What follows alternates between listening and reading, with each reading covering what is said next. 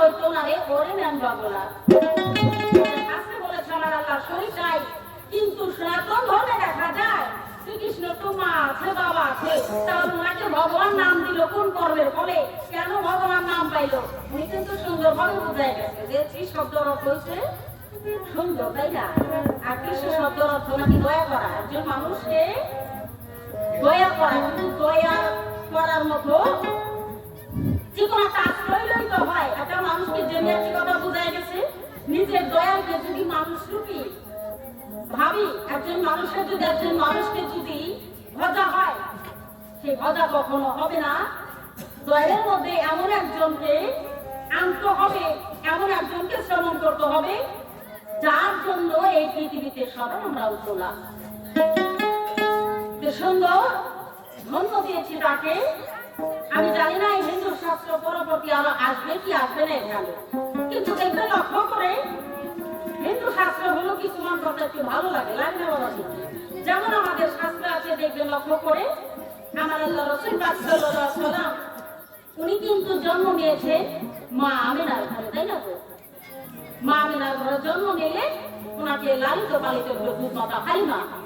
এদিকেও দেখে শ্রীকৃষ্ণ মহাপ্রভু উনি জন্ম নিলে মা দৈবকীর ঘরে, উনি লালিত পালিত হলেন কার ঘরে? মা যশোদার ঘরে। এখানে কি কথা আছে?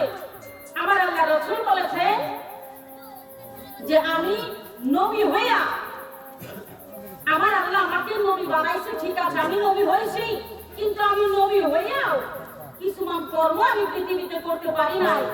হে আমার উম্মত আল্লাহর বান্দা, যে কর্ম আমি নবী করতে পারি নাই, এই কর্ম যদি কোনো আমার উম্মত করে আসতে পারে, আমি কথা দিলাম তারে সে হাজার গুনাহ করলেও সেই কর্মের ফলে আমি নবী তারে শেষে দিনে সাফায়াত করব। সেইটা হচ্ছে প্রথম কর্ম। আমার আল্লাহ রাসূল পাক তার মা বাবার সেবা করতে পারে, তাই না গো? তাহলে মা বাবাকে যদি সেবা করে যায়, আবার যাইলা শুনে যদি কই যে মা বাবার সেবা করলেই গুনাহ মাফ করবো না, ইবাদত লাগবে, কিন্তু যে জানে না, যার জন্য কোনো পাপ আর নাই, তার জন্য আমার আল্লাহ পাক আমার রাসূল পাক এই কথাটা বলছে।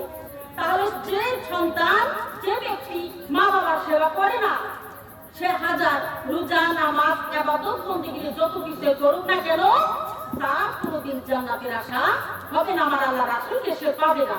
তাহলে বোঝা গেল সেই মা বাবার মনে ব্যথা দিলে আমার নবীর মনে ব্যথা হয়, সংসার হয় না। তাহলে আমি বলতে চাই এই শ্রীকৃষ্ণ মহাপ্রভু, আমি জানতে চাই একটা সন্তান চায় যে আমার জীবনের শেষ বিন্দু রক্ত দিয়া হলো আমি আমার মা বাবাকে কোনো বিপদকে উদ্ধার করবো, কিন্তু শ্রীকৃষ্ণ দেখেন লক্ষ্য করে কাণ্ডটা করলো কি? উনি কিন্তু জন্ম নিয়েছে কারাঘরে, উনি জন্ম নিয়েছেন কারাঘরে। এই কারাঘরে নিজের মাকে বন্দী করে রেখে রাতারাতি পালিয়ে গেল সেই গোকুলে। তাহলে মা কংস রাজার কাছে বন্দী। আচ্ছা, মা যদি কংস রাজার কাছে বন্দী, মাকে তো পাইলে আঘাত করতেও পারে, যেহেতু বন্দী কারা করে। আমি জানতে পারি নাই, আমি বুঝতে পারি নাই, তুমি যেমন সন্তান হইলা নিজের মাকে কারাঘরে বন্দী করে রেখে নিজের জান বাঁচাতে পালিয়ে গেল সেই গোকুলে। তোমার মা কি অপরাধ করেছিল? কোন অপরাধের ফলে এত বড় ব্যথা নিজের মাকে কেউ কি দিতে পারে? শ্রীকৃষ্ণ মহাপ্রভু এত সুন্দর নাম, এত দয়াল নাম থাকার পর সে মাকে দুঃখ দিল কি কারণ? ভেঙে বলবে মূল কারণ।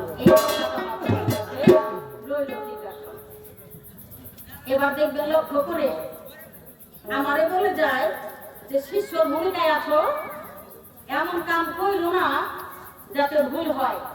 আমার প্রথমে কিন্তু উনি বলে গেল তোমার কিন্তু আজকে ভুল হয়েছে।